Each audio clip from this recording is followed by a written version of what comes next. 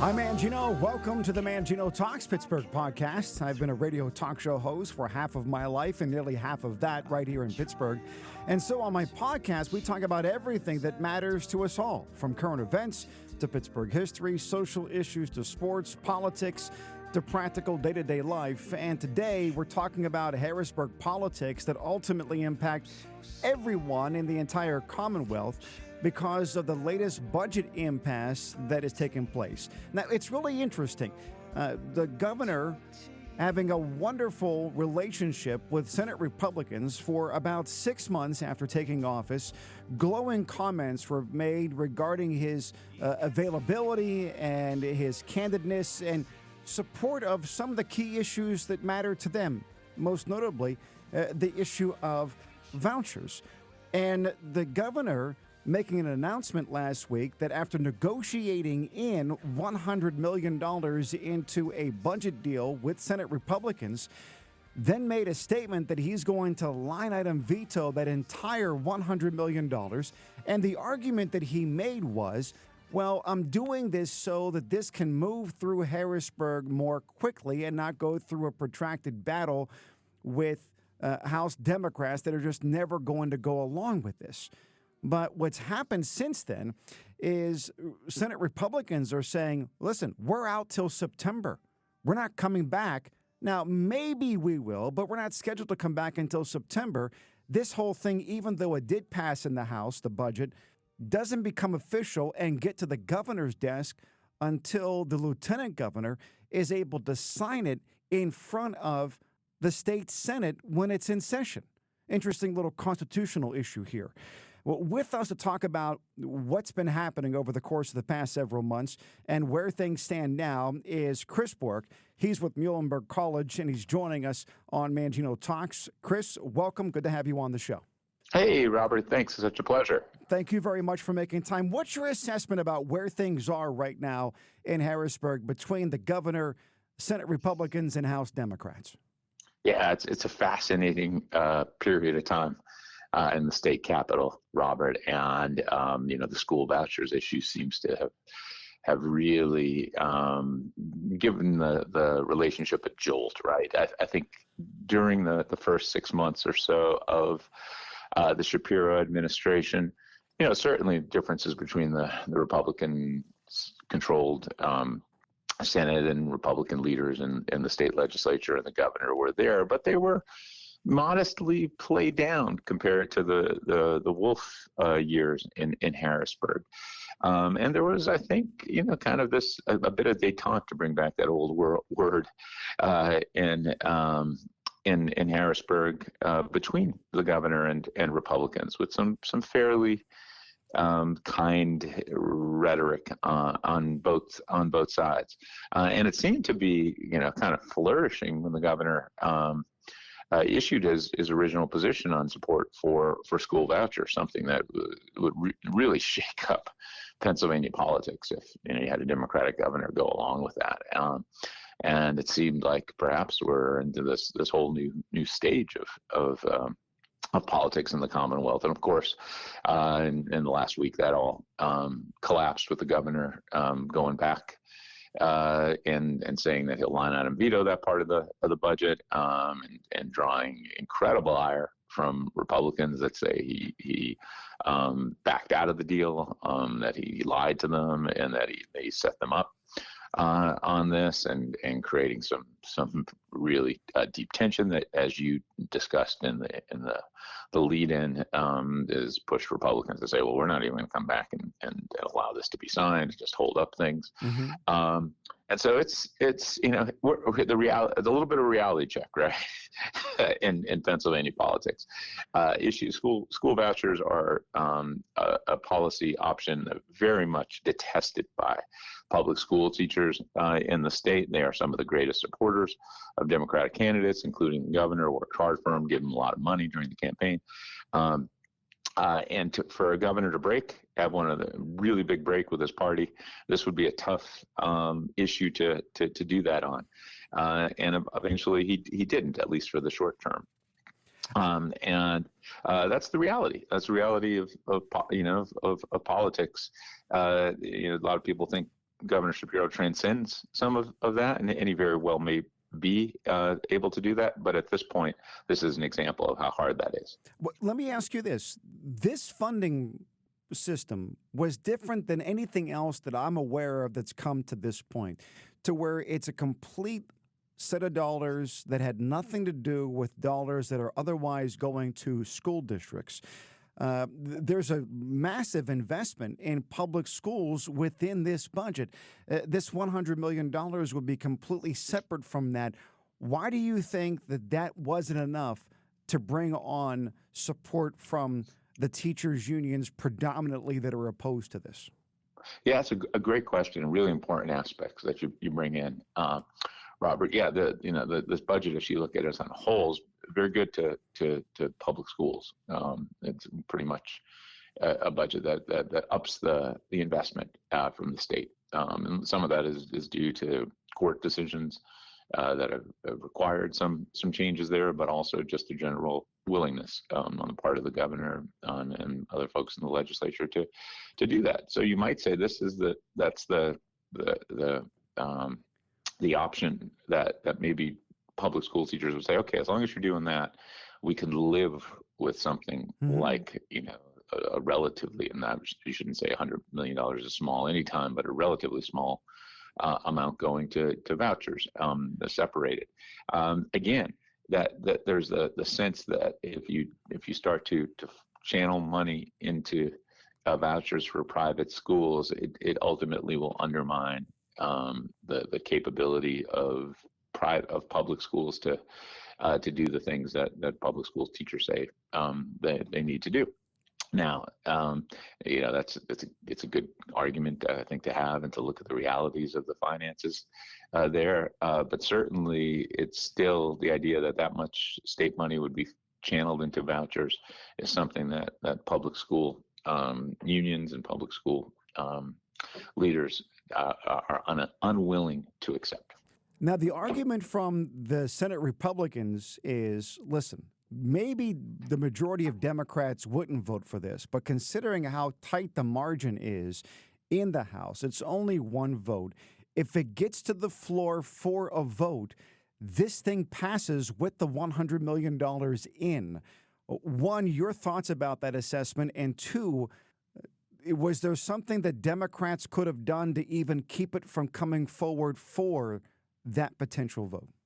Yeah, it's fascinating, and it very well could have, right? If you come up to a vote on kind of this package, if you will, you may be able to get some, I guess I use word, the defectors, Democrats, that would end up voting for it and letting it pass through, and therefore at the time the governor said he was going to sign it, make it part of the budget deal.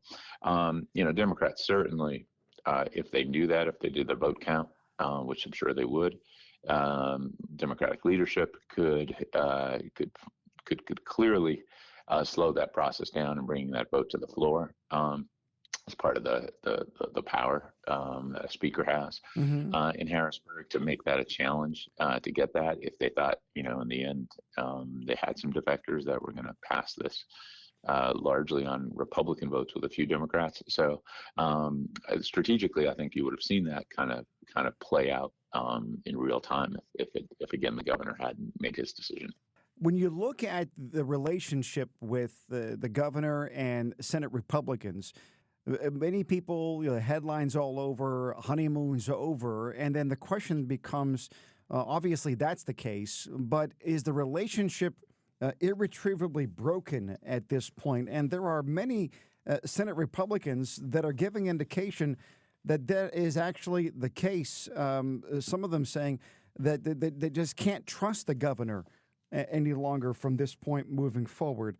And I'm wondering what you think about the ability of this governor to be able to weather this political storm and get the message back out to Senate Republicans, yes, you can work with me on issues moving forward that are critically important to the state. Yeah, it's going to be, I think, on the governor now, right? I think, I don't know how much political damage this has for Shapiro. It is a little bit of a reality check on this honeymoon period, if you will. And it's going to be fascinating, I think, to see if the governor is and where and on what issues he might be able to build some confidence among Republican leaders that he's willing to do bipartisan policy. I think he will be pretty engaged in that process, knowing how he likes to proceed and how he handles his politics in the past. Where and when that happens, under what conditions, will be fascinating. I don't know if there's anything left here, particularly in school vouchers, that might be resuscitated moving forward. But I imagine he's going to put a lot of effort and capital into trying to do that. And I think Republicans will be very cautious and very measured in how they do that and when they do that. But if he can give them something that they very much want, and that he's willing to take a little bit of hit on the Democratic side and burn some capital, I think he will. Again, he's trying to build, I think, this brand, this broader brand, that he is different. And to do that, I think he's still going to need some cooperation from Republicans in the House and Senate. The Senate Republicans saying that they're out till September. They have no plans of coming back anytime sooner.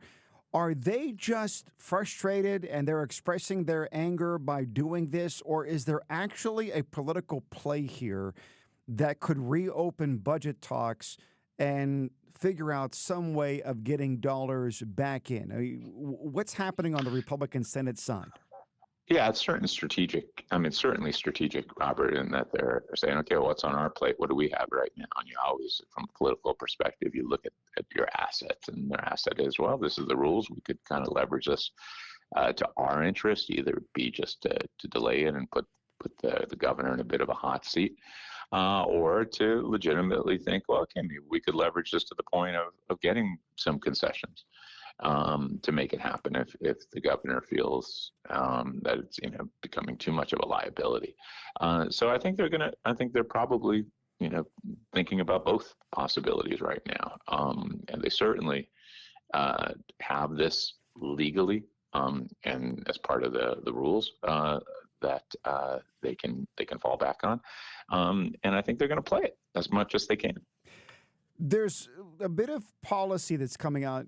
Some, I guess, the way they're going to fund these different programs. What is the proper term? I can't think of it off the top of my head. Where you have a budget, and that's wonderful. Now you have to have another round of votes that takes place on how to appropriate the budget. And it seems as though maybe that's where the Senate Republicans may have a little bit of strength here that they're going to try to employ. It's also interesting to note when you look at polls, even though big-time money people like the NEA, the PSEA, and others are opposed to this, teacher organizations, unions, 68% of Democrats, according to a Real Clear Opinion research poll, 82% of Republicans and 67% of independents say that they support school choice policies in 2022. And even the governor, with what he wanted, was getting touted by many people on both sides of the aisle up to his decision to line item veto.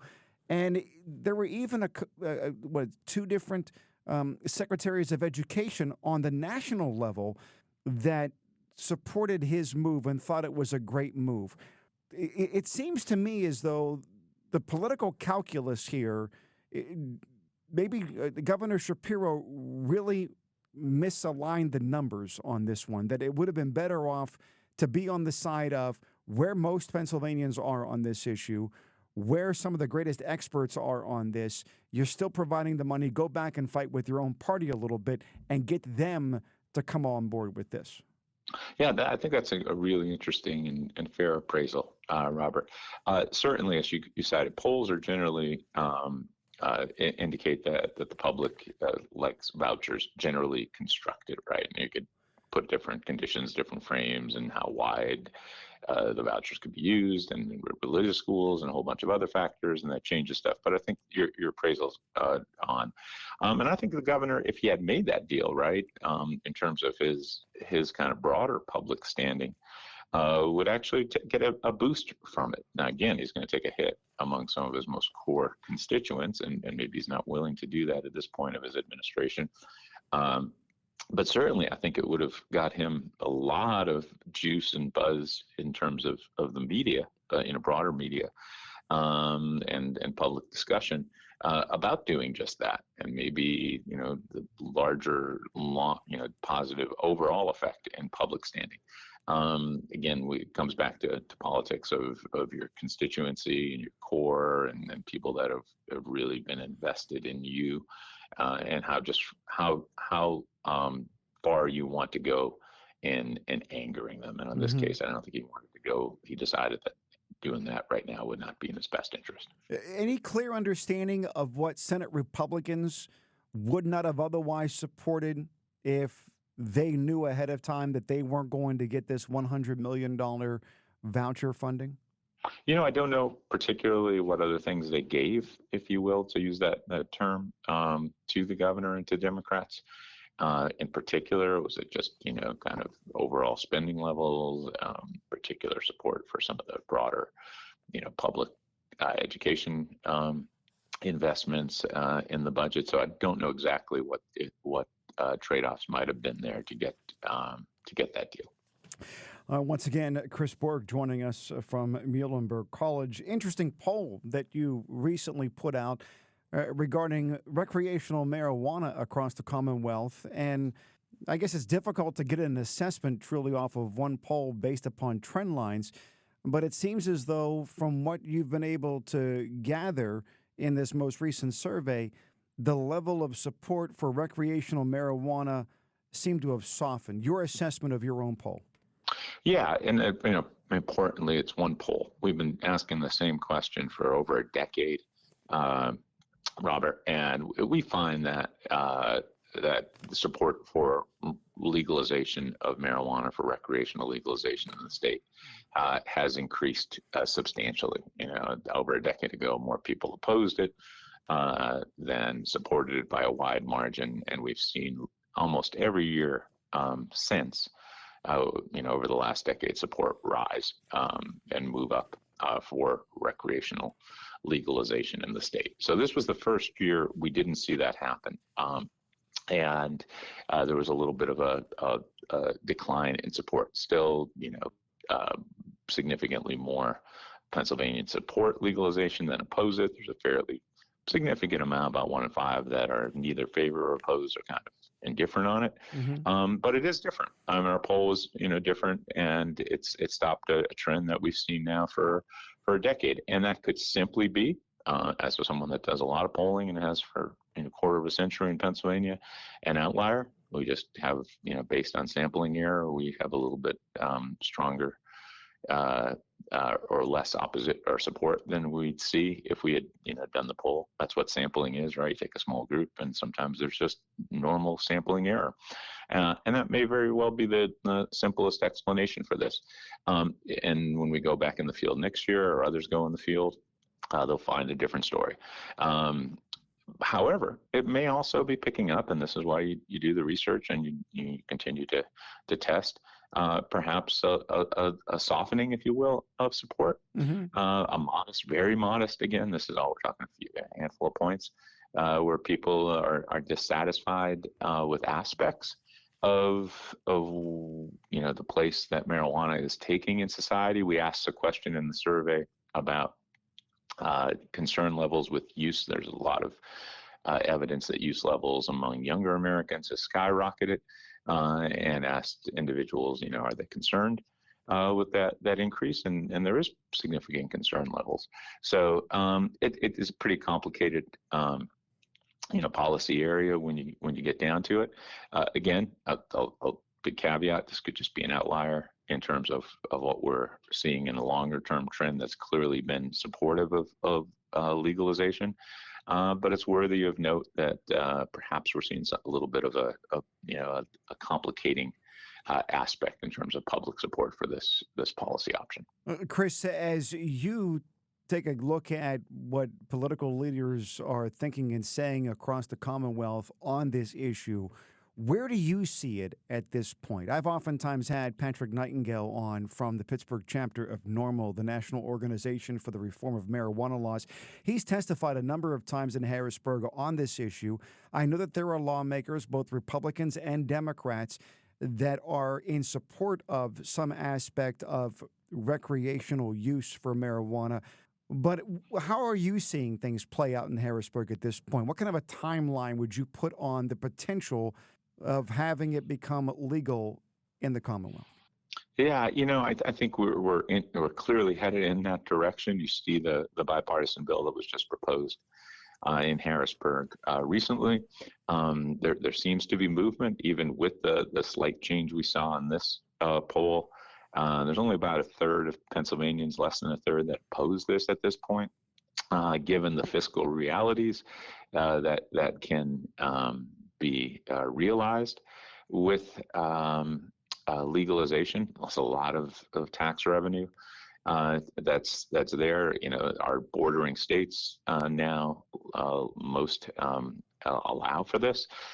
For recreational use. It's something that I think is very much attractive as a policy option. Now, that doesn't mean it passes quickly or easily. We've seen that in the past with other issues, but the horizon of potential, revenue influx to the state that could be used for various ends is certainly attractive. And so I think that the trajectory of both public opinion and support continues to head in the direction of legalization. However, that it's not a linear relationship where you just simply see. We passed majority support for the first time in 2019 in our polls. It's been at least 50% since, even with a decline in our most recent poll. Yet we haven't seen a shift in Harrisburg, right, where we've seen the legislature act on that. So it's usually a bit of a lag, especially in Pennsylvania, where politics seems to move glacially. Chris Borg, professor of political science and director of the Muhlenberg College Institute of Public Opinion, joining us on Mangino Talks. Chris, thank you very much for your time. Oh, it was a pleasure, Robert. Thanks for having me on. Absolutely. Thank you once again. And thank you for listening to the show. Please be sure to click the subscribe button so you don't miss an episode. For more on me and the show, be sure to visit manginotalks.com. If there is a topic that you would like me to talk about or a guest that you would like me to have on, send me an email, mangino@manginotalks.com. Follow me on your favorite social media platform by using @ManginoTalks. And once you find me, please like, follow, subscribe, and share the pages with your friends and family. And thanks again for listening to the Mangino Talks podcast. I'm so scared about the future, and I want to talk to you. Oh, I want to talk to you.